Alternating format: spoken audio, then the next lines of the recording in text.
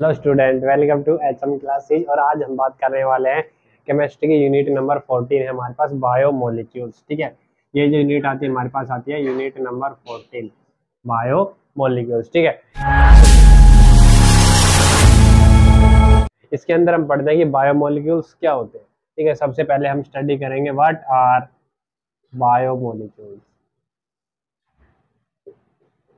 तो इसके अंदर क्या कहता है कि बायोमोलिक्यूल्स हैं क्या हमारे पास में। तो उसमें ये बोलता है कि these are the chemical substances,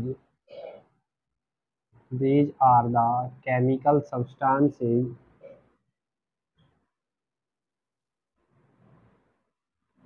which are responsible for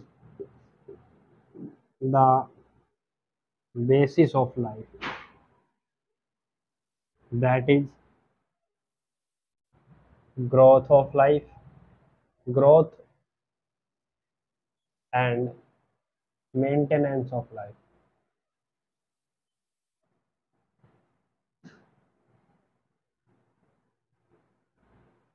are called biomolecules. ठीक है, क्या कह रहा है कि वो केमिकल सब्सटेंसेस जो लाइफ की जो बेसिक बेस होता है, एक तरीके से बोल सकते हैं, उन बेसिक चीज़ों को कंप्लीट करने के लिए जो केमिकल सब्सटेंस हम यूज करते हैं उनको हम क्या बोलेंगे, बायोमोलिक्यूल्स।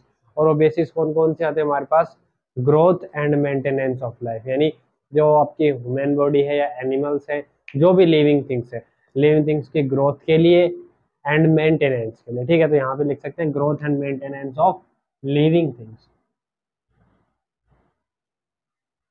इनके लिए जो भी मॉलिक्यूल्स रिस्पॉन्सिबल होते हैं, जो भी केमिकल सब्सटेंस रिस्पॉन्सिबल होते हैं, उसको हम क्या बोलेंगे, बायोमोलिक्यूल्स। क्या बोलेंगे, बायोमोलिक्यूल्स। ठीक है, इसके अंदर अगर एग्जाम्पल की हम बात करें तो एग्जाम्पल के अंदर बायोमोलिक्यूल्स के अंदर हमारे पास कौन कौन से आएंगे, जैसे कार्बोहाइड्रेट। क्या आएगा, कार्बोहाइड्रेट्स। उसके बाद हमारे पास आते हैं प्रोटीन्स। इसके बाद में आएंगे अमीनो एसिड, विटामिन्स,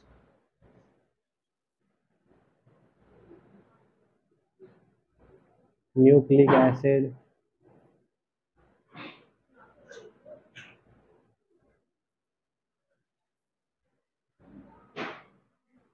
ठीक है, ये जो हमारे पास में बायो जितने भी सब्सटेंसेस हैं, इनको हम क्या बोलते हैं, बायोमोलिक्यूल्स बोलते हैं। क्या बोलेंगे, बायोमोलिक्यूल्स। ठीक है, इसके बाद में हम बात करते हैं सबसे पहले कार्बोहाइड्रेट की। इसकी बात करेंगे कार्बोहाइड्रेट्स कि व्हाट आर कार्बोहाइड्रेट्स, कार्बोहाइड्रेट्स क्या होते हैं। ठीक है, तो इसके अंदर क्या कहता है कि दोज बायोमोलिक्यूल्स और chemical substances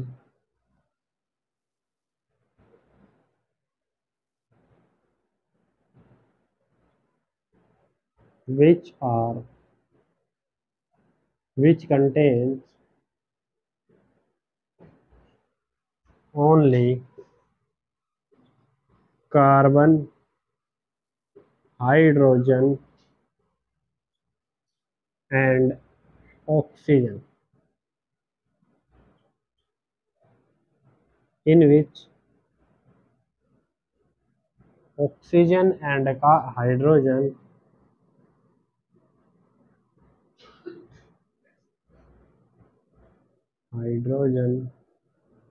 are in same ratio as in water, same ratio as water, are called carbohydrates।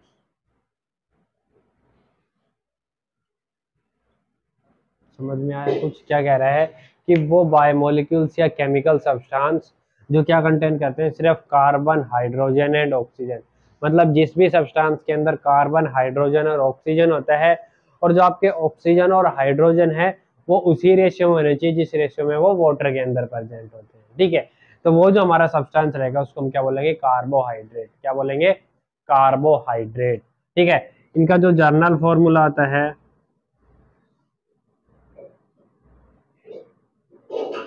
वो आएगा आपके पास में CxH2O। ये आपका किसका जर्नल फॉर्मूला हो गया, कार्बोहाइड्रेट का।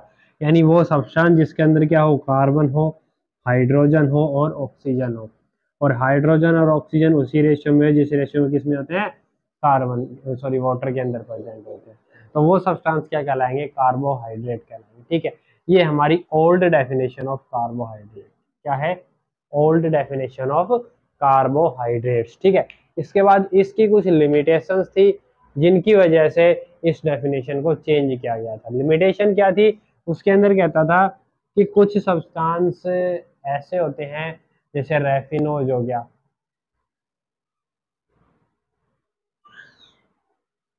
रेफिनोज, ये एक ऐसे सब्सटेंस है हमारे पास में जिनका मॉलिक्यूलर फॉर्मूला जो था ना वो ये मॉलिक्यूलर फॉर्मूला फॉलो नहीं करता। ठीक है, लेकिन उनकी जो प्रॉपर्टीज है वो कैसी है, कार्बोहाइड्रेट की जैसी प्रॉपर्टी है, लेकिन उनका जो मॉलिक्यूलर फॉर्मूला है उसको हम इस फॉर्म में रिप्रेजेंट नहीं कर सकते। ठीक है, लेकिन फिर भी वो क्या है, कार्बोहाइड्रेट्स हैं, इसीलिए ये डेफिनेशन क्या होती है वहां पे गलत हो रही थी। दूसरा ये कहता है कि जो भी आपके जैसे फॉर्मिक एसिड हो गया,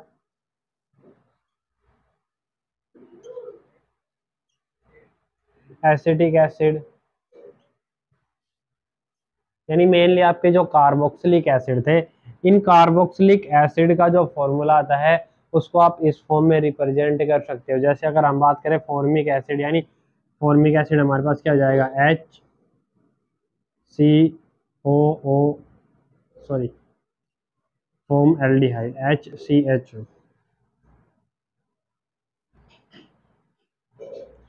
फॉर्म एल्डिहाइड। ठीक है, फॉर्म एल्डिहाइड का फॉर्मूला क्या आता है, HCHO। तो यहाँ पे एक कार्बन, दो हाइड्रोजन, एक ऑक्सीजन इस फॉर्मूला के अंदर आ गया ये। ठीक है, लेकिन फॉर्म एल्डिहाइड है वो क्या, कार्बोहाइड्रेट नहीं होता है, तो ये भी यहाँ पे क्या हो रहा था, गलत प्रूव हो रहा था। ठीक है ना, इसीलिए इस डेफिनेशन को चेंज किया गया ड्यू टू इट्स लिमिटेशन, क्योंकि इसकी कुछ लिमिटेशन थी जो हमने बता दी यहाँ पे कि कुछ कंपाउंड ऐसे थे जिनका मॉलिक्यूलर फॉर्मूला तो कार्बोहाइड्रेट के जैसा था लेकिन वो कार्बोहाइड्रेट नहीं थे, और कुछ कंपाउंड ऐसे थे जो कार्बोहाइड्रेट की प्रॉपर्टी शो करते थे लेकिन उनका जो मॉलिक्यूलर फॉर्मूला था वो कार्बोहाइड्रेट से अलग था। ठीक है ना, इसलिए इस डेफिनेशन को क्या करना पड़ा, गलत प्रूव करना, मतलब ये डेफिनेशन गलत प्रूव हुई। ठीक है ना, और इसकी जगह पे एक नई डेफिनेशन आई कार्बोहाइड्रेट्स के लिए, वो हम पढ़ते हैं। हाँ तो बच्चों आगे हमारे पास में आता है कि मॉडर्न डेफिनेशन क्या थी कार्बोहाइड्रेट।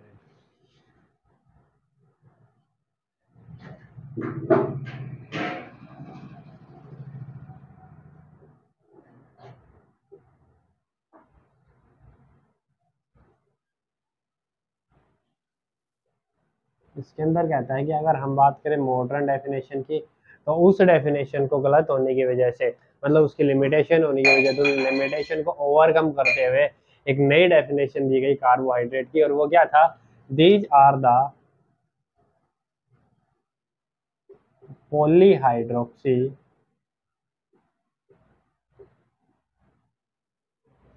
एल्डिहाइड और कीटोन्स and those substances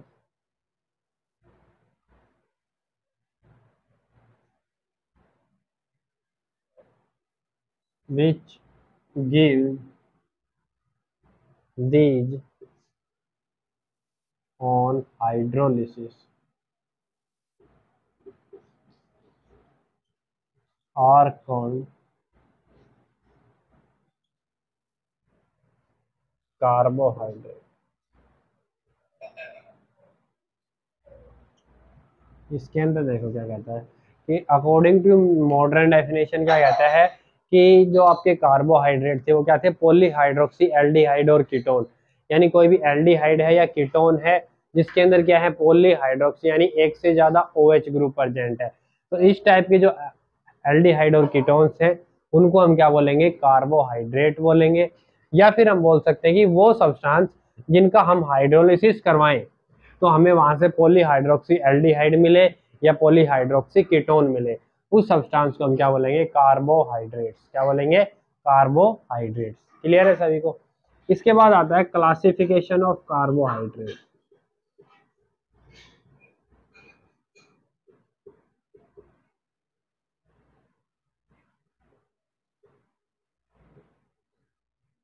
तो इसके अंदर कार्बोहाइड्रेट को अलग अलग टाइप्स के अंदर क्लासिफाई किया गया है अकॉर्डिंग टू देयर प्रॉपर्टी। ठीक है, तो फर्स्ट जो क्लासिफिकेशन आता है उसके अंदर सबसे पहला हमारे पास आता है मोनोसैकेराइड।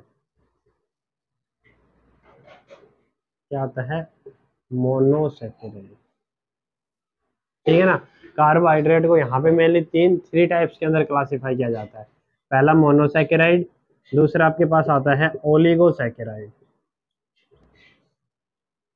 क्या आएगा, ओलिगोसैकेराइड। और थर्ड जो आपके पास आएगा वो आएगा पॉलीसैकेराइड। क्या आएगा, पॉलीसैकेराइड। ठीक है ना। जो कार्बोहाइड्रेट है उनको थ्री टाइप्स के अंदर क्लासिफाई करता है, मोनोसैकेराइड, ओलिगोसैकेराइड एंड पॉलीसैकेराइड। ठीक है, सबसे पहले हम बात करते हैं मोनोसैकेराइड की, कि मोनोसैकेराइड क्या होते हैं। क्लियर है। तो मोनोसैकेराइड के अंदर हम क्या लिख सकते हैं कि these those carbohydrates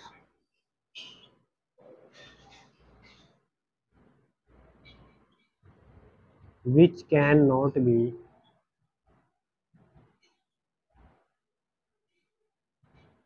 further hydrolyzed to smaller molecules।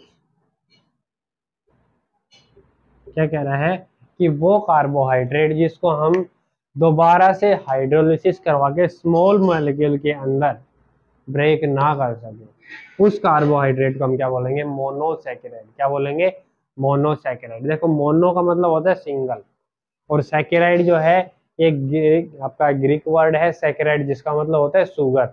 और जो हमारे कार्बोहाइड्रेट्स होते हैं वो क्या होती है, शुगर होती है। ठीक है ना। तो इसके अंदर ये क्या कहता है कि मोनोसैकेराइड यानी वो शुगर जिसके अंदर क्या हो, एक ही यूनिट प्रेजेंट हो। ठीक है ना, समझ में आ गया। इसमें हम लिखेंगे it is the monomer unit of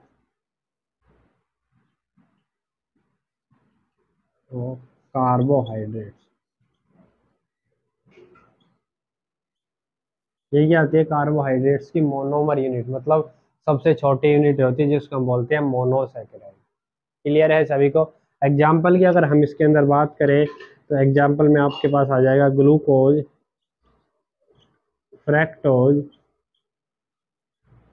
and galactose. अगर फॉर्मूला की बात करते हैं तो इनका फॉर्मूला होता है C6H12O6। तीनों का फॉर्मूला सेम होता है, मॉलिक्यूलर फॉर्मूला सेम होता है, लेकिन स्ट्रक्चरल रिप्रेजेंटेशन होती है वो तीनों की क्या होती है, डिफरेंट होती है। समझ में आ गया सभी को। तो ये जो कार्बोहाइड्रेट है इनको हम क्या बोलेंगे, मोनोसैकेराइड। जिसको हम दोबारा से हाइड्रोलिसिस करवा के स्मॉल यूनिट के अंदर ब्रेक ना कर सके, उस कार्बोहाइड्रेट को हम क्या बोलेंगे, मोनोसैकेराइड। ठीक है। इसके बाद सेकंड जो हमारी टर्म आती है वो आती है ओलिगोसैकेराइड। ओलिगोसैकेराइड की अगर हम बात करें तो इसके अंदर क्या कहता है कि those carbohydrates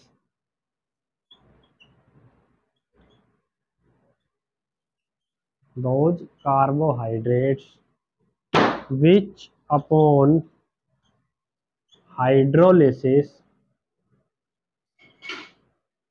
gives 2 to 10 molecules of monosaccharide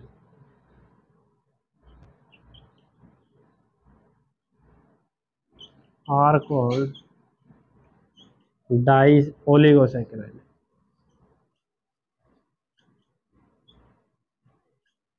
इसमें क्या कह रहा है कि वो कार्बोहाइड्रेट्स जब हम उनका हाइड्रोलिसिस करवाते हैं तो वहां पे हमें 2 से 10 मॉलिक्यूल्स ऑफ मोनोसैकेराइड मिले। ठीक है, जहाँ पे हाइड्रोलिसिस करवाने पे क्या मिले, 2 से 10 मॉलिक्यूल्स ऑफ मोनोसैकेराइड, उसको हम क्या बोलेंगे, ओलिगोसैकेराइड। क्या बोलेंगे, ओलिगोसैकेराइड। ठीक है ना। इसके बाद में जो आपका ओलिगोसैकेराइड है, इसको फर्दर क्लासिफाई किया जाता है 3 टाइप्स के अंदर। इसमें आएगा क्लासिफाइड इनटू 3 टाइप्स। इसको भी हम फर्दर 3 टाइप्स के अंदर क्लासिफाई करते हैं। पहला हमारे पास आता है disaccharide.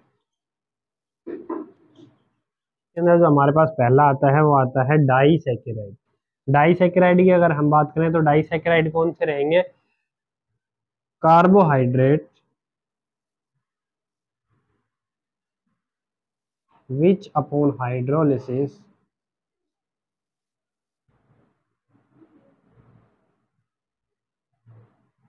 gives 2 molecules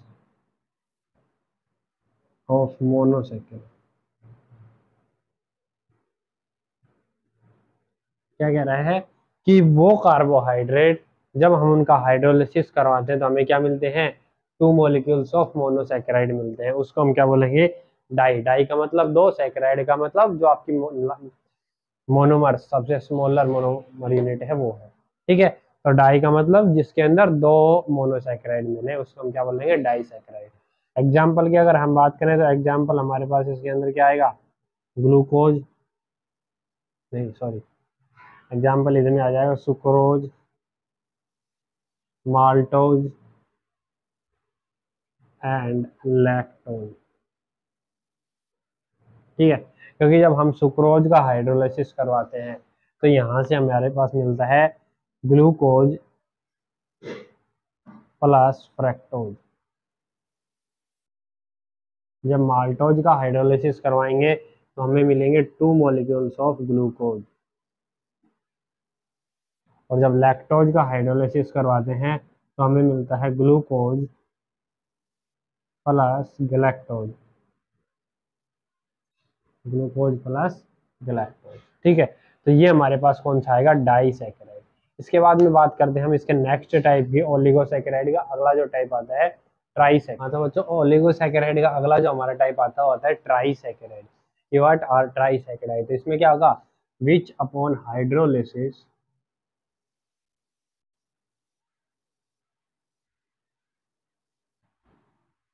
give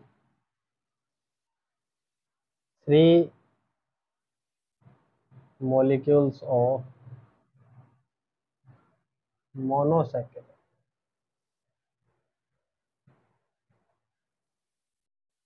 are called ट्राइसैकेराइड।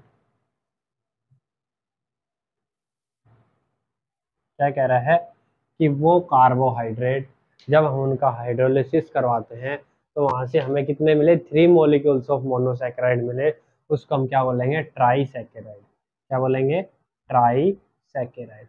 इसका जो एग्जांपल होता है वो आता है रेफिनोज। क्या आएगा, रेफिनोज। रेफिनोज का जो फॉर्मूला आता है हमारे पास वो आएगा C18H24,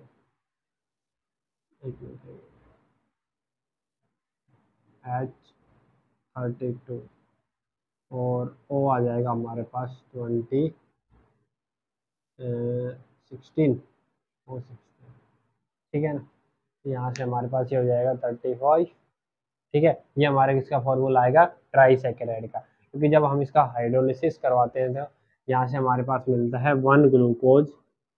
जब इसका आप हाइड्रोलिसिस करवाओगे तो आपको क्या मिलेगा, ग्लूकोज प्लस, यहाँ पे लिखते हैं इसको C18H32O16। इसका हमने हाइड्रोलिसिस करवाया, यानी H2O, H पॉजिटिव। ठीक है, तो यहाँ से हमारे पास H2 इसमें ऐड हो जाएगा और क्या मिलेगा, C6H12O6 plus C6H12O6 plus C6H12O6। ठीक है, तो ये हमारे पास आएंगे 34। ठीक है ना, यहाँ पे एस की वैल्यू कितनी आएगी 34, और दो हाइड्रोजन ये आएंगे, टोटल हो जाएंगे 36। तो 12 12 एंड 12 36। ठीक है, और ये हमारे पास आ जाएंगे 17। कितने आएंगे 17। तो एक ऑक्सीजन यहाँ से आएगा 18, तो 6 6 2 12 6 6 18।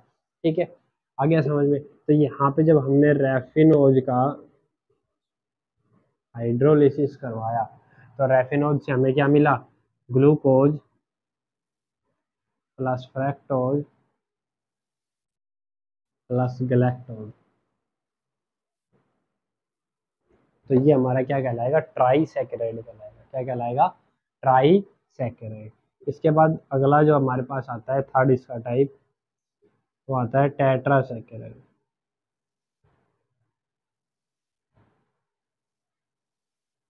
टेट्रासैकेराइड, टेट्रासैकेराइड के अंदर क्या होगा, which upon hydrolysis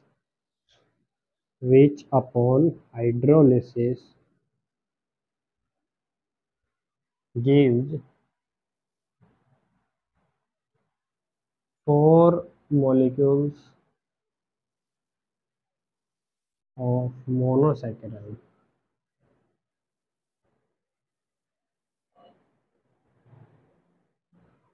are called टेट्रासैकेराइड।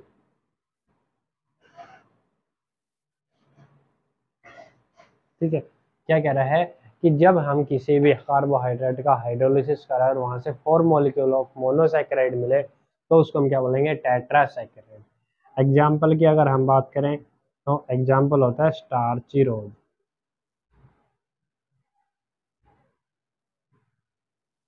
Starch रोज, ठीक है, स्टार्च रोज के अंदर क्या होता है, जब आप इसका हाइड्रोलिसिस करवाते हैं तो आपको क्या मिलेंगे, 4 यूनिट ऑफ मोनोसैकेराइड।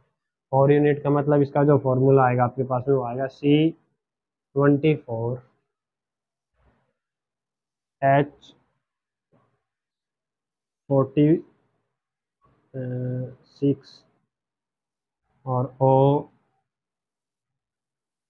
O25। ये हमारा किसका फॉर्मूला हो जाएगा, स्टार्च रोज का फॉर्मूला। ठीक है, कैसे आएगा वो देखिए, C24H46 और O25। एक मिनट, ये आएगा 23।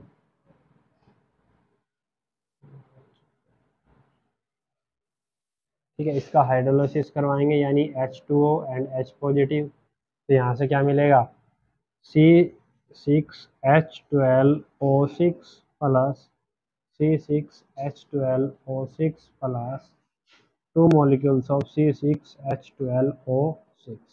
ठीक है, तो टोटल हमारे पास हो गए 6 12 C24 हो गया। ऑक्सीजन की अगर हम बात करें तो 48 हो गए, तो 46 एंड 2 48, और ऑक्सीजन 6 6 12, तो ओ एक यहाँ से आ जाएगा। ठीक है ना, तो ये हमारे पास क्या मिला, 1 unit of glucose, 1 unit of fructose and 2 unit of galactose. ठीक है, तो इसके अंदर क्या कह रहा है कि वो कार्बोहाइड्रेट जब हम उनका हाइड्रोलिसिस करवाएं तो 4 मॉलिक्यूल ऑफ मोनोसैकेराइड मिले, उसको हम क्या बोलेंगे, टेट्रासैकेराइड। ठीक है, स्टार्च रोज है, स्टार्च रोज जो होता है आपका टेट्रासैकेराइड होता है, क्योंकि जब इसका हाइड्रोलिसिस करवाते हैं तो यहाँ से एक ग्लूकोज मिलता है, एक फ्रक्टोज मिलता है, और 2 मॉलिक्यूल्स किसके मिलते हैं, गैलेक्टोज के मिलते हैं। ठीक है, इसीलिए कि हमारे पास में टेट्रासैकेराइड। समझ में आ गया सभी में। इसके बाद जो कार्बोहाइड्रेट है उसका थर्ड क्लासिफिकेशन आता है, ये हमारे पास सेकंड था। इसके बाद इसका थर्ड क्लासिफिकेशन आता है पॉलीसैकेराइड। पॉलीसैकेराइड, पॉलीसैकेराइड की अगर हम बात करें तो इसके अंदर क्या आता है कि पॉलीसैकेराइड जो होते हैं आपके, वो कार्बोहाइड्रेट जहाँ पे हमें लार्ज नंबर ऑफ मोनोसैकेराइड मिले, यानी carbohydrates which upon hydrolysis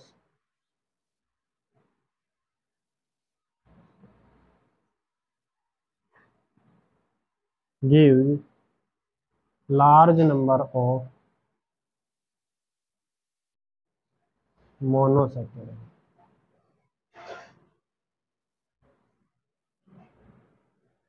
are called polysaccharide.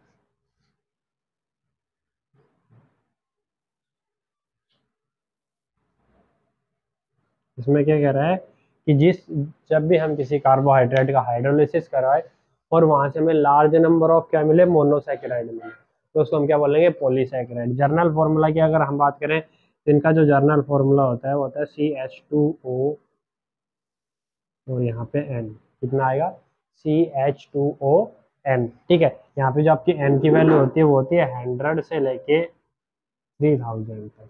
यानी जो हमें मोनोसैकेराइड मिलेंगे वो कितने मिलेंगे, 100 से लेके 3000 तक मोनोसैकेराइड मिलेंगे। उन कार्बोहाइड्रेट को हम क्या बोलेंगे, पॉलीसैकेराइड। क्या बोलेंगे, पॉलीसैकेराइड। ठीक है, एग्जाम्पल की अगर आप बात करते हैं इनके अंदर, तो एग्जाम्पल आपके पास में आता है स्टार्च एंड सेलुलोज। ये आपके किसके एग्जाम्पल होते हैं, दोनों पॉलीसैकेराइड के एग्जाम्पल। तो समझ में आया सभी को कि what are biomolecules and what are carbohydrate and classification of carbohydrate. Clear है सभी को। ग्लूकोज कि व्हाट इज ग्लूकोज, ग्लूकोज क्या होता है, इसको कैसे प्रिपेयर किया जाता है और ये कहाँ कहाँ पे पाया जाता है, तो उसके बारे में हम आज हमें स्टडी करना है कि व्हाट इज ग्लूकोज। तो सबसे पहले अगर हम देखें ग्लूकोज के बारे में, अक्रेंस, ग्लूकोज के अक्रेंस क्या होती है, तो इसके अंदर कहता है कि it is found in free state as well as in combined state। क्या कह रहा है कि जो आपका ग्लूकोज होता है, ग्लूकोज आपको फ्री स्टेट के अंदर भी मिलेगा और उसके साथ में कंबाइंड स्टेट में भी मिलेगा। ठीक है, अगर हम बात करें फ्री स्टेट की, तो इसमें कहता है it present in grapes and, यहाँ पे ग्रेप्स के अंदर हमारे पास कितना मिलेगा, 15 to 20% क्या होता है, ग्लूकोज होता है ग्रेप्स के अंदर। Hence it is also known as grapes sugar. क्या बोलते हैं इसको, ग्रेप्स शुगर भी बोला जाता है। ठीक है ना। इसके अंदर क्या कहता है कि सबसे ज्यादा जो फ्री स्टेट के अंदर ग्लूकोज मिलेगा वो हमें कहाँ पे मिलेगा, ग्रेप्स के अंदर मिलेगा। और ग्रेप्स के अंदर जो शुगर होता है वो 15 से 20% होता है, इसीलिए इसको हम क्या बोलते हैं, ग्रेप शुगर भी बोलते हैं। ठीक है ना। इसके बाद कहता है कि it is present in most of sweet fruits.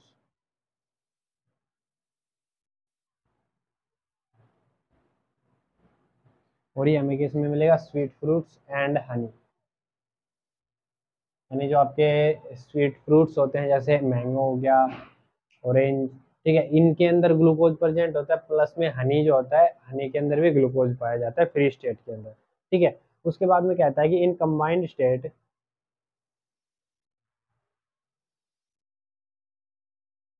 Glucose is present in, combined state के अंदर जो ग्लूकोज है वो हमें कहाँ कहाँ पे मिलेगा, इन डाइसैकेराइड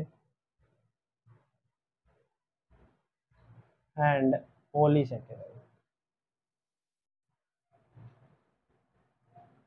यानी हमारे जो डाइसैकेराइड होते हैं और पॉलीसैकेराइड होते हैं उनके अंदर ग्लूकोज हमें कहाँ मिलता है, कंबाइंड स्टेट के अंदर मिलता है, यानी किसी दूसरे सैकेराइड किसी दूसरे कंपाउंड के साथ में अटैच होकर मिलेगा।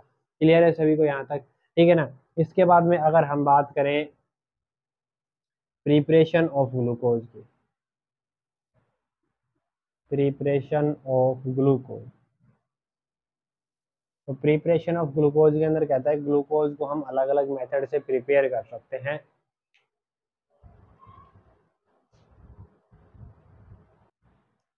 हाँ तो बच्चों अगर हम बात करें प्रिपरेशन ऑफ ग्लूकोज की, तो ग्लूकोज को हम कैसे प्रिपेयर कर सकते हैं, इसके अंदर जो पहला मेथड आता है वो आता है फ्रॉम सुक्रोज। सुक्रोज जो होता है वो हमारे केन शुगर होते हैं। क्या होते हैं, केन शुगर। ठीक है, तो ये कहता है कि जब आप सुक्रोज का हाइड्रोलिसिस करवाते हो, इसमें हम क्या लिखेंगे, sucrose on hydrolysis gives on hydrolysis with boiling HCl और H2SO4, और ये हम क्या लेंगे, डाइल्यूट लेंगे। Dilute HCl and H2SO4 gives a mixture of glucose and fructose। इसके अंदर क्या कहता है कि जब हम किसी भी सुक्रोज का हाइड्रोलिसिस करवाते हैं, किसकी प्रेजेंस में करवाएंगे, डाइल्यूट HCl की प्रेजेंस में या फिर H2SO4 की प्रेजेंस में, ठीक है ना। तो वहां पे हमें एक मिक्सचर मिलता है ग्लूकोज और फ्रैक्टोज का, ठीक है। सुक्रोज जो होता है, सुक्रोज का फॉर्मूला हमारे पास आता है C12H22O11, ठीक है। इसका हमने क्या करवाना है, हाइड्रोलिसिस करवाना है in presence of dilute HCl, ठीक है। तो यहाँ से हमें क्या मिलेंगे, H पॉजिटिव मिल जाएंगे। ये H2 इसके अंदर ऐड होगा तो यहाँ से हमारे पास फॉर्मेशन होगी C6H12O6 प्लस C6H12O6, ठीक है। तो ये फॉर्मेशन किसकी हो गई, एक मिक्सचर मिला हमें किस किसका, ग्लूकोज एंड फ्रैक्टोज। जैसा कि हमें पता है ग्लूकोज और फ्रैक्टोज ये मोनोसैकेराइड है और सभी का मॉलिक्यूलर फॉर्मूला सेम होता है, लेकिन इनका जो स्ट्रक्चरल रिप्रेजेंटेशन है वो क्या होता है, डिफरेंट होता है। समझ में आ गया। तो यहाँ से हम किसकी प्रिपरेशन कर सकते हैं, ग्लूकोज की प्रिपरेशन कर सकते हैं, ठीक है। इसके अंदर सेकंड जो आपके पास आता है वो आता है from starch. From starch, starch की अगर हम बात करें तो स्टार्च एक क्या है, पॉलीसैकेराइड है। क्या है, पॉलीसैकेराइड। और जब इसका हाइड्रोलिसिस करवाया जाता है, स्ट्रॉन्गली इसको हाइड्रोलाइज करवाया जाता है, इजीली स्टार्च का हाइड्रोलिसिस नहीं होता है, ठीक है। तो इसके अंदर क्या कहता है कि starch on hydrolysis with dilute H2SO4 at 394 Kelvin under 2 to 3 atm pressure gives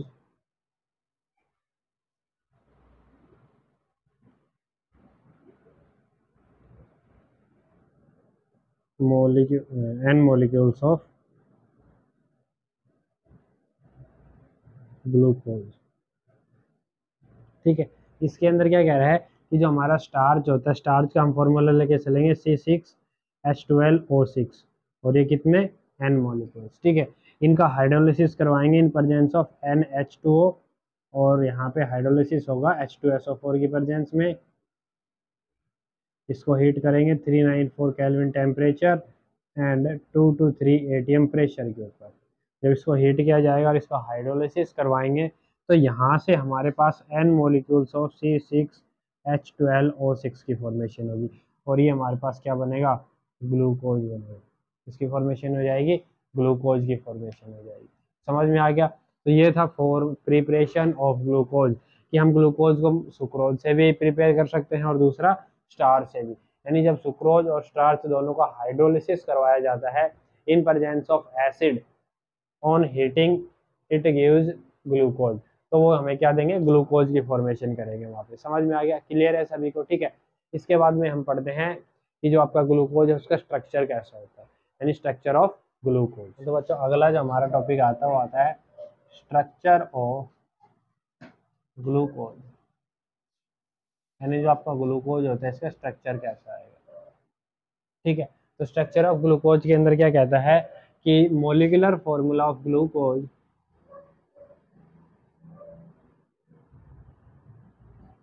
और ग्लूकोज इज, क्या आएगा मोलिकुलर फॉर्मूला, इज C6H12O6, ठीक है। इसके अंदर क्या कहता है कि ग्लूकोज इज ए हेक्सेनोज, हेक्साएल्डोज, ठीक है, इन विच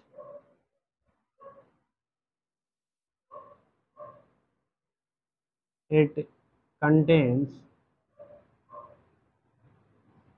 और ये क्या क्या कंटेन करता है, वन एल्डिहाइड ग्रुप,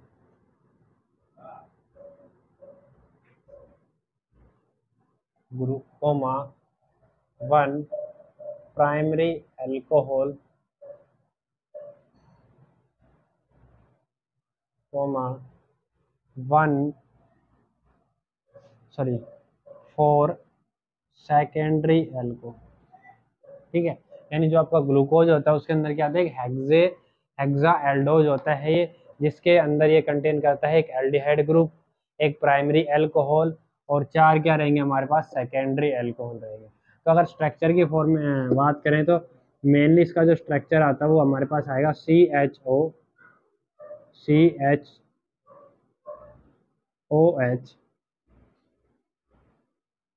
और ये हमारे पास कितने आएंगे, 4।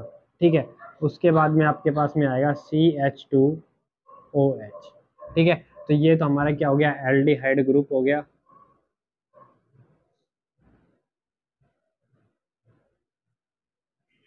ये हमारे पास में आ गया 4 सेकेंडरी अल्कोहल्स, और ये आ गया हमारे पास प्राइमरी अल्कोहल। ये आपके सेकेंडरी अल्कोहल और ये प्राइमरी अल्कोहल, समझ में आ गया। ठीक है ना, अब ये है, इनको सेकेंडरी अल्कोहल और इनको प्राइमरी अल्कोहल क्यों बोल रहा है, उसके लिए देखो सबसे पहले इसका ओपन स्ट्रक्चर बनाते हैं। क्या बनाएंगे, open chain structure of glucose. तो अगर हम बात करें open chain structure of glucose की, तो ओपन चेन स्ट्रक्चर हमारे पास कैसे आएगा, CHO 2 3 4 5 6, टोटल 6 कार्बन होते हैं। हमने 6 कार्बन लिए, फर्स्ट कार्बन पे मतलब जो फर्स्ट पोजीशन पे आपके पास क्या मिलेगा, एल्डिहाइड ग्रुप, और जो लास्ट पोजीशन पे आपके पास मिलेगा वो मिलेगा CH2OH, यानी प्राइमरी अल्कोहल। प्राइमरी अल्कोहल कैसे कि अल्कोहल जो आपका कार्बन है वो सिर्फ एक ही अल्काइल ग्रुप से अटैच है, जो कार्बन फंक्शनल ग्रुप से अटैच है वो एक ही अल्काइल ग्रुप से अटैच है, इसलिए इसको प्राइमरी अल्कोहल बोलेंगे। ठीक है, उसके बाद जो आपका स्ट्रक्चर आता है वो आएगा इधर HOH OH HOH and HOH। ये हमारे पास ओपन चेन स्ट्रक्चर आ जाएगा किसका, ग्लूकोज का। इसकी जो अरेंजमेंट होता है एटम्स का वो इस टाइप से आएगा। ठीक है, यहाँ पे ये फर्स्ट कार्बन हो गया, ये सेकंड कार्बन, ये थर्ड कार्बन, ये फोर्थ, ये फिफ्थ कार्बन, और ये सिक्स्थ कार्बन। ठीक है, तो यहाँ पे ये क्या कहता है कि इस स्ट्रक्चर के अंदर आपके पास में 4 क्या है, सेकेंडरी अल्कोहल। 4 कैसे हैं, देखो जो कार्बन फंक्शनल ग्रुप से अटैच है वो कार्बन 2 एल्काइल ग्रुप से अटैच है, तो क्या कहलाएगा, सेकेंडरी। ऐसे ही ये कार्बन फंक्शनल ग्रुप से अटैच है, ये भी 2 एल्काइल ग्रुप से अटैच है, एक एल्काइल ग्रुप ये हो गया, एक एल्काइल ग्रुप ये हो गया। ठीक है, तो ये भी हमारा क्या रहेगा, सेकेंडरी अल्कोहल रहेगा। क्लियर है सभी को। ठीक है ना, इस टाइप से कहता है कि जो आपका ग्लूकोज होता है, अगर ओपन स्ट्रक्चर की बात करें तो इसके अंदर क्या रहेगा हमारे पास में, 6 कार्बन एटम रहेंगे, जिसके अंदर फर्स्ट पोजीशन पे CHO ग्रुप यानी एल्डिहाइड ग्रुप रहेगा, इसीलिए इसको एल्डोज बोला है। देखो जो मोनोसैकेराइड होते हैं ना, मोनोसैकेराइड आपके पास में 2 टाइप्स के आते हैं, यानी जो हमारे मोनोसैकेराइड आते हैं,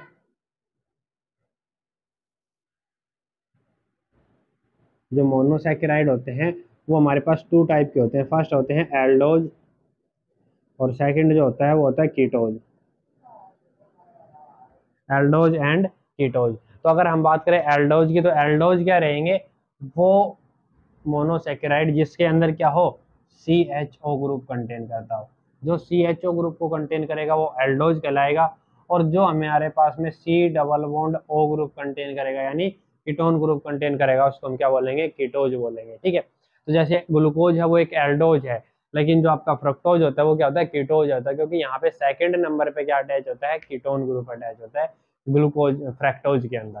ठीक है, इसलिए वो क्या है, कीटोज है। तो कहता है ग्लूकोज है वो क्या है, एल्डोज है, और हेक्सा एल्डोज। हेक्सा एल्डोज का मतलब इसकी जो स्ट्रक्चर आएगा, आप जब इसका साइक्लिक स्ट्रक्चर बनाते हो तो साइक्लिक स्ट्रक्चर के अंदर 6 एटम प्रेजेंट रहेंगे रिंग के अंदर।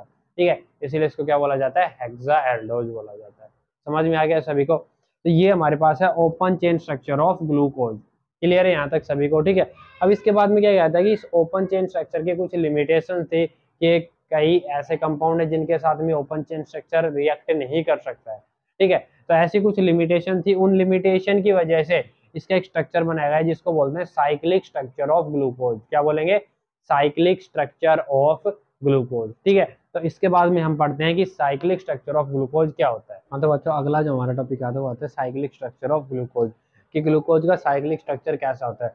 तो इसके अंदर सबसे पहले बात करें कि जो आपका ग्लूकोज होता है ना, वो हमारे पास क्या आता है, beta D glucose, sorry D glucose, यानी ग्लूकोज का जो कंप्लीट नेम आएगा वो आपके पास में क्या आएगा, डी प्लस ग्लूकोज। क्या नाम आएगा? D plus glucose. ठीक है, डी हमारे पास रिप्रेजेंट करता है डेक्स्ट्रो और लीवो रोटेटरी को, और पॉजिटिव साइन आपका किसके लिए आएगा कि जो आपका ग्लूकोज है वो ऑप्टिकली एक्टिव होता है, तो उसके अकॉर्डिंग हम पॉजिटिव और नेगेटिव साइन लेके चलते हैं इसके अंदर। ठीक है, यानी अगर आप डी ग्लूकोज ले रहे हो तो वहां पे आपका पॉजिटिव आ जाएगा, और एल ले रहे हो यानी लीवो रोटेटरी ले रहे हो तो वहां पे हम नेगेटिव साइन यूज करके चलेंगे इसके लिए। ठीक है ना? तो उसके अंदर कहता है कि साइक्लिक स्ट्रक्चर ऑफ ग्लूकोज जब हम बनाते हैं, तो मान लो हमने सबसे पहले ग्लूकोज का स्ट्रक्चर बनाया, तो ग्लूकोज का स्ट्रक्चर क्या आएगा, 1 2 3 4 5 6। यहाँ पे हमारे पास क्या आ गया, CH2OH, इधर आ गया C double bond OH HOH, इधर आपके पास आएगा OHH HOH और HOH। ये हमारे पास क्या आ गया, डी प्लस ग्लूकोज। क्या आ गया ये, डी प्लस ग्लूकोज। ठीक है, तो अब ये क्या कहता है कि ये जो आपका डी प्लस ग्लूकोज है, इसके अंदर यहाँ पे आपका जो फर्स्ट कार्बन है C1 carbon of glucose is attached with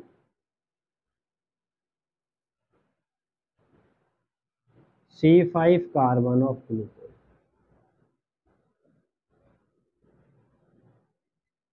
ये कहता है कि जब साइक्लिक स्ट्रक्चर की फॉर्मेशन होती है तो उसके अंदर आपका C1 कार्बन होता है ग्लूकोज का, वो C5 कार्बन ऑफ ग्लूकोज से अटैच हो जाता है। ठीक है ना? तो यहाँ पे अगर हम देखें C1 कार्बन, तो ये हमारा फर्स्ट कार्बन, ये सेकंड, ये थर्ड, ये फोर्थ, ये फिफ्थ और ये सिक्स। तो ये फिफ्थ कार्बन है और ये फर्स्ट कार्बन है, तो इसको हम ये लिख ले O एंड H, और यहाँ पे क्या है, ऑक्सीजन के पास में 2 लोन पेयर है। ठीक है, तो इसमें क्या कहता है कि जब ये वाला बॉन्ड आपका इधर शिफ्ट होगा तो ऑक्सीजन पे क्या आएगा, नेगेटिव, कार्बन पे क्या आएगा, पॉजिटिव चार्ज। इसी की वजह से ये जो इलेक्ट्रॉन्स है ये अटैक करेंगे कहाँ पे, C1 कार्बन के ऊपर। ठीक है, और यहाँ से हमारे पास जो आपका डी ग्लूकोज होता है उसकी 2 पॉसिबल सिमेट्री बनती है, मतलब 2 सिमेट्रीज बनेंगी हमारे पास में, जिसको हम बोलते हैं स्टीरियो आइसोमर। मतलब डी ग्लूकोज के 2 स्टीरियो आइसोमर बनेंगे, और वो क्यों बनेंगे, क्योंकि यहाँ पे जब ये ऑक्सीजन इस कार्बन से अटैच हो जाएगा तो यहाँ पे जो आपका C1 कार्बन है वो क्या हो जाएगा, कायरल बन जाएगा। कैसा कार्बन बन जाएगा, कायरल। और जो कायरल कार्बन होते हैं उनके जो उनके साथ में जो भी एटम अटैच हम उनको क्या कर सकते हैं, रोटेट कर सकते हैं, जिसकी वजह से हमें वहां से 2 डिफरेंट ज्योमेट्री मिलती है। ठीक है ना? तो यहाँ पे हम बात करते हैं सबसे पहले कि जब ये वाला ऑक्सीजन यहाँ पे अटैच होगा तो आपके पास में फॉर्मेशन किसकी होगी, carbon single bond oxygen negative, उसके साथ में ये वाला oxygen second, third, fourth, fifth और सिक्स्थ, CH2OH। इस फिफ्थ कार्बन के साथ में ये वाला ऑक्सीजन अटैच हो गया कि, ठीक है, क्योंकि यहाँ पे जो बॉन्ड बनेगा वो कार्बन ऑक्सीजन कार्बन के बीच में, तो कार्बन ऑक्सीजन और कार्बन के बीच में बॉन्ड बन गया। इधर हमारा H था, इधर OH H H OH, और ये आपका OH हो जाएगा, ये H हो जाएगा, और इधर आ जाएगा H एंड OH। ठीक है, तो यहाँ पे देखो जैसे ही यहाँ पे ऑक्सीजन अपने इलेक्ट्रॉन पेयर डोनेट करेगा, इस ऑक्सीजन पे क्या आएगा, पॉजिटिव चार्ज, और इसको खत्म करने के लिए ऑक्सीजन क्या करेगा, माइनस ऑफ H पॉजिटिव को बाहर निकाल देगा। मतलब ये आपका H पॉजिटिव बाहर निकल जाएगा, तो यहाँ पे ऑक्सीजन, ये जो बॉन्ड है किस पे शिफ्ट हो जाएगा, वापिस ऑक्सीजन के ऊपर, तो ये न्यूट्रल हो गया ऑक्सीजन आपका। H पॉजिटिव कहाँ चला जाएगा, O नेगेटिव के पास चला जाएगा। ठीक है, और यहाँ से जो O नेगेटिव है इसकी जगह फॉर्मेशन हो जाएगी OH की। इसकी COH की फॉर्मेशन। तो एक तो हमें ज्योमेट्री ये मिलेगी जिसके अंदर आपका जो C1 कार्बन है ये कैसा हो जाएगा, कायरल कार्बन। कैसा कार्बन बन जाएगा ये, कायरल कार्बन। क्लियर है यहाँ तक सभी को? ठीक है। इसके बाद में क्या कहता है कि अगर हम इस कायरल कार्बन के साथ में जो भी एटम अटैच है, हाइड्रोजन और OH ग्रुप, इसको अगर हम रोटेट करते हैं तो यहाँ से हमें एक और ज्योमेट्री मिलती है। और ये जो ज्योमेट्री रहेगी हमारे पास आएगी 1 2 3 4 5 6। ऑक्सीजन, ये फिफ्थ कार्बन से अटैच हो जाएगा। इधर आपका क्या आ जाएगा, H आ जाएगा, इधर OH आ जाएगा। ठीक है। हाँ, तो यहाँ पे जो हमारे पास ज्योमेट्री आएगी उसके अंदर ये COH, तो इधर हमारा H आ जाएगा, ये OH हो जाएगा और इधर H हो जाएगा, तो ये H। ठीक है ना। तो यहाँ पे देखो, यहाँ पे जो फर्स्ट कार्बन है उसमें OH आपका राइट हैंड साइड में है और H आपका लेफ्ट हैंड साइड में है। इस ये जो ज्योमेट्री आएगी या ये जो आइसोमर आएगा हमारा, इस ग्लूकोज के आइसोमर को हम बोलेंगे अल्फा डी प्लस ग्लूकोज। क्या बोला जाएगा, अल्फा डी प्लस ग्लूकोज। और ऐसे ही ये जो यहाँ पे जो हमारे पास ज्योमेट्री बन रही है यहाँ, जिसमें OH group left hand side में है और H ग्रुप का है राइट हैंड साइड में। क्यों? क्योंकि ये जो कार्बन है ये क्या है, हमारा कायरल कार्बन है। ठीक है ना, जिसकी वजह से C1 कार्बन कायरल हो गया। ठीक है।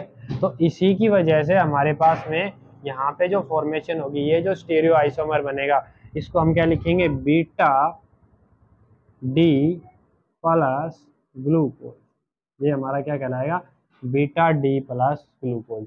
और ये दोनों आपके क्या आएंगे, साइक्लिक स्ट्रक्चर ऑफ ग्लूकोज, जिसके अंदर यहाँ पे जो आपका ग्लूकोज रहेगा वो माइनर अमाउंट, माइनर प्रोडक्ट होता है।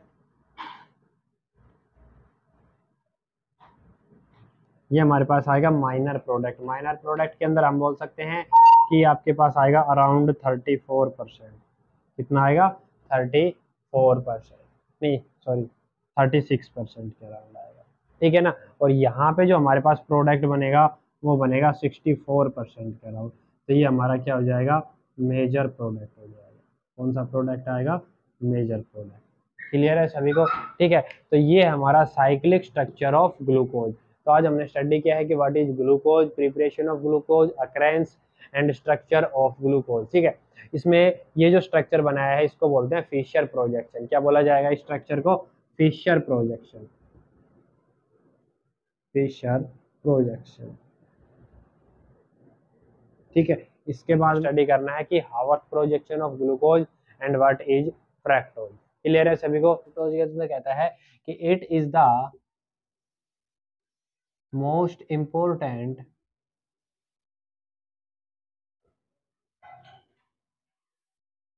One of the aldose. ये हमारे पास क्या होता है, एक एल्डोज होता है, इंपॉर्टेंट एल्डोज है। ठीक है। जैसे हमने पढ़ा था ग्लूकोज है, ग्लूकोज एक क्या होता है, सॉरी, ग्लूकोज एक एल्डोज होता है और ये हमारे पास कीटोज की फॉर्म में आता है। किसकी फॉर्म में आएगा, कीटोज की फॉर्म में। ठीक है ना, कि जो आपका फ्रुक्टोज है वो क्या होता है, कीटोज होता है। यानी जब इसके रिएक्शन को स्टडी किया गया है तो अकॉर्डिंग टू इट्स रिएक्शन ये कहता है कि यहाँ पे जो आपका फ्रुक्टोज होता है, फ्रुक्टोज के अंदर एक सेकंड पोजीशन के ऊपर एक कीटोन ग्रुप प्रेजेंट होता है। ठीक है, इसीलिए इसको क्या बोला जाता है, कीटोज बोला जाता है। क्लियर है सभी को? ठीक है। तो इसके अंदर क्या कहता है कि it present in, it present in both free state as well as in combined state। क्या कह रहा है कि जो आपका फ्रुक्टोज है वो फ्री स्टेट के अंदर भी प्रेजेंट होता है और उसके साथ में कंबाइंड स्टेट के अंदर भी प्रेजेंट होता है। ठीक है। तो इसमें कहता है in free state it occurs with glucose, it occurs with glucose in honey and sweet fruits, honey and sweet fruits। ठीक है। तो इसके अंदर क्या कहता है कि फ्री स्टेट के अंदर जो ग्लूकोज मतलब जो आपका फ्रैक्टोज है वो ग्लूकोज के साथ में प्रेजेंट होता है हनी के अंदर और स्वीट फ्रूट के अंदर, ठीक है। So that it is also known as sweet sugar, इसलिए इसको हम क्या बोलते हैं, स्वीट शुगर के नाम से भी जानते हैं। क्लियर है सभी को, ठीक है। इसके बाद में ये कहता है कि अगर हम बात करें कंबाइंड स्टेट की, तो इसके अंदर कहता है कि in combined state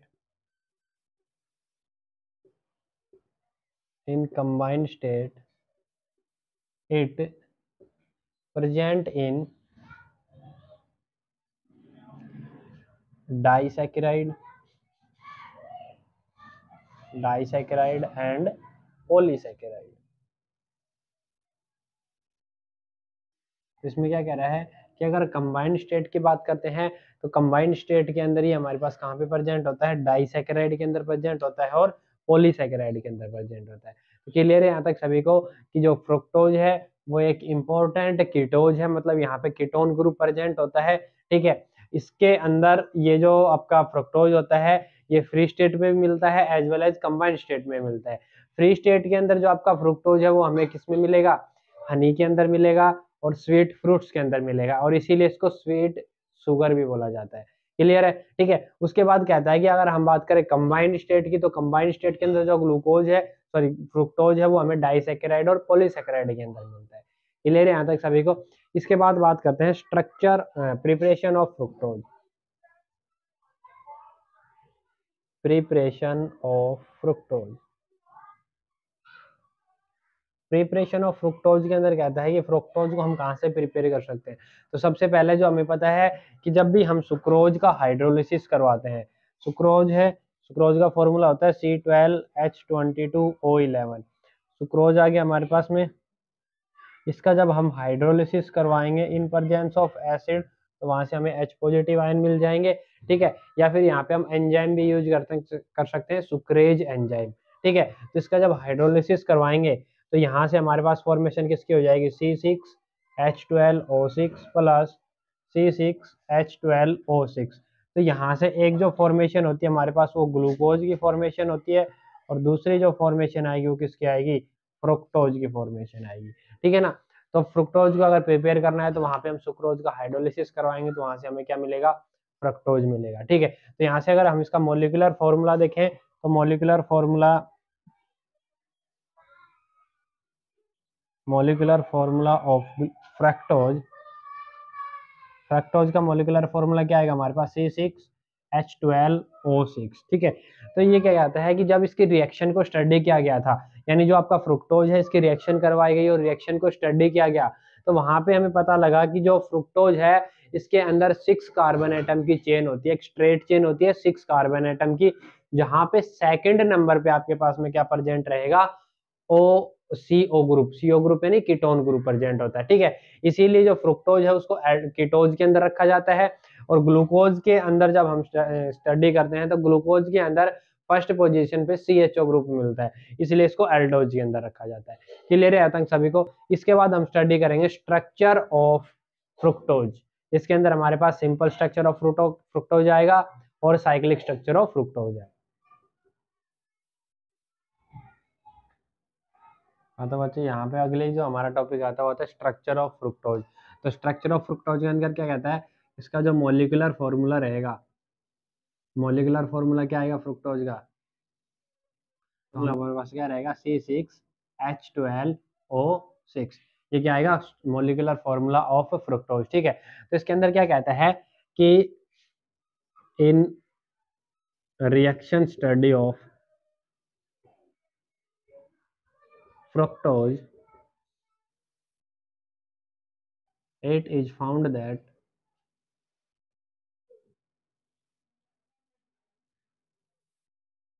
6 carbon atoms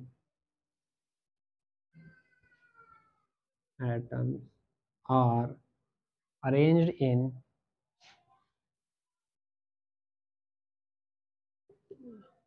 जो यहाँ पे 6 कार्बन एटम है अरेंज होते हैं स्ट्रेट चेन के अंदर, straight chain and a keto group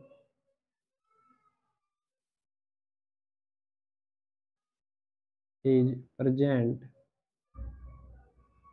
at C2 carbon.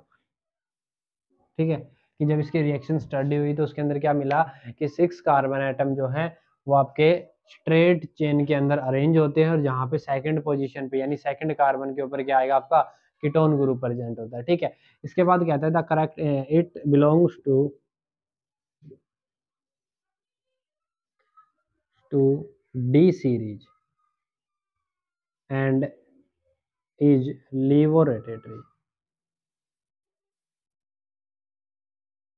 लेवोरोटेटरी, hence the correct name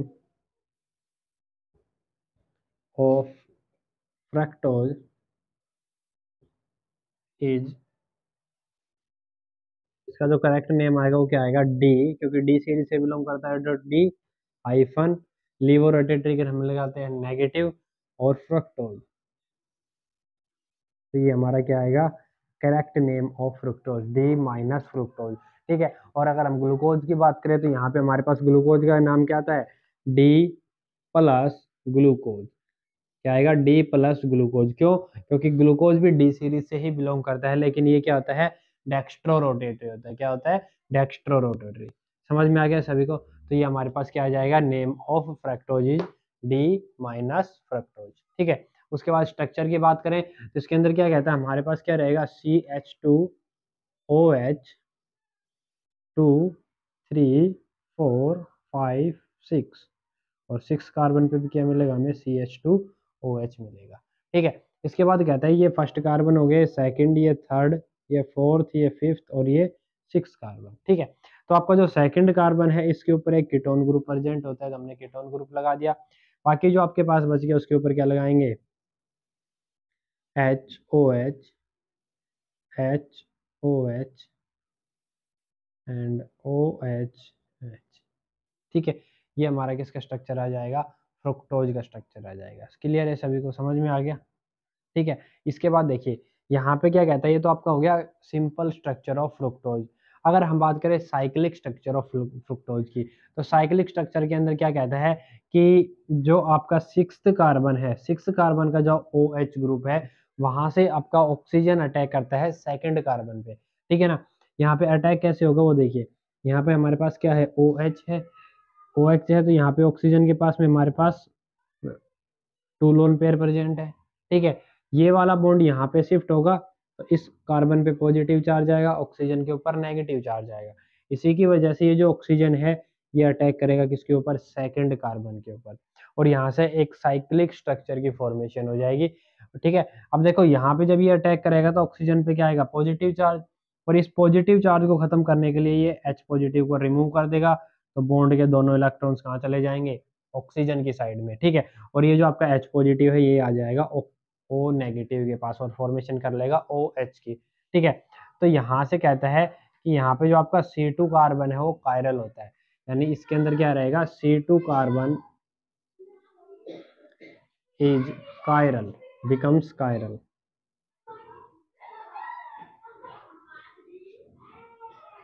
and hence it gives to isomer that is alpha and beta fructose। ठीक है, क्या कह रहा है हमारे पास देखो यहाँ पे अगर आप देखोगे तो ये जो आपका OH है इसको सही कर लेना एक बार, OH और यहाँ पे हमारा H आएगा, और इस साइड में H और OH आएगा, ये आएगा स्ट्रक्चर। ठीक है, इसके अंदर ये क्या कहता है कि यहाँ पे जब आप साइक्लिक स्ट्रक्चर की फॉर्मेशन करते हैं तो वहाँ पे जो आपका C2 कार्बन है वो क्या हो जाता है कायरल कार्बन बन जाता है। ठीक है, जिसकी वजह से ये हमें 2 आइसोमर प्रोवाइड करवाता है जिसको बोलते हैं अल्फा और बीटा फ्रुक्टोज। ठीक है, अल्फा और बीटा फ्रुक्टोज कैसे बनेगा, सबसे पहले हम अल्फा फ्रुक्टोज बनाते हैं। तो अल्फा फ्रुक्टोज के अंदर क्या आएगा हमारे पास में देखो second carbon, third, fourth, fifth और 6th कार्बन।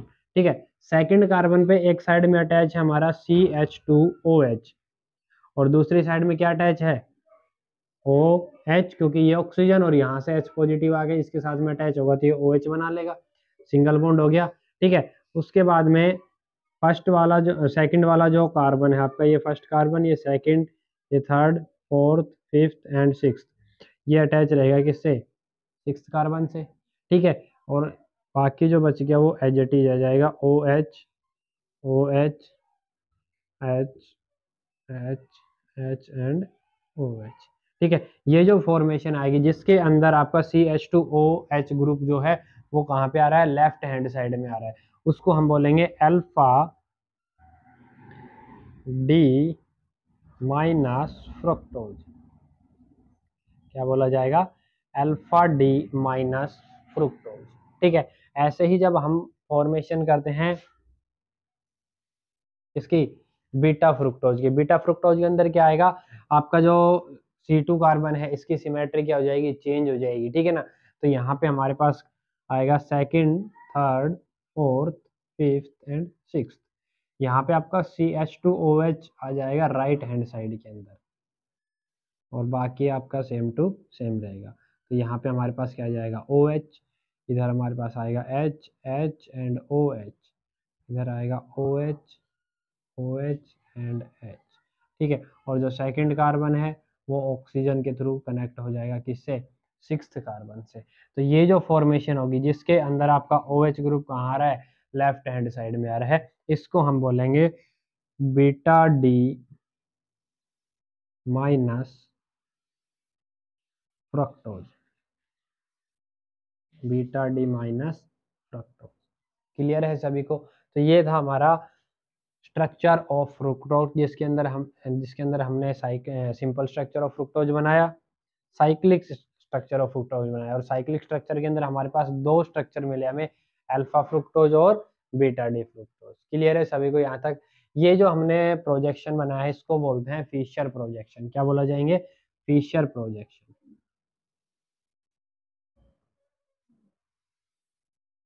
क्या बोला जाएगा, ये फिशर प्रोजेक्शन, ठीक है। इसके बाद में आता है इनका हावर्थ प्रोजेक्शन। हावर्थ प्रोजेक्शन के अंदर क्या होता है, ये जो कार्बन एटम है इनको रिंग के अंदर शो किया जाता है, ठीक है। हाँ तो बच्चों ये थी आज की हमारी वीडियो अबाउट फ्रुक्टोज, ठीक है, कि फ्रुक्टोज क्या होता है, कैसे प्रिपेयर किया जाता है, कहाँ पे पाया जाता है, और इसका स्ट्रक्चर क्या होता है, ठीक है। तो कैसी लगी वीडियो को लाइक करें, शेयर करें एंड कमेंट करें। Thank you for watching.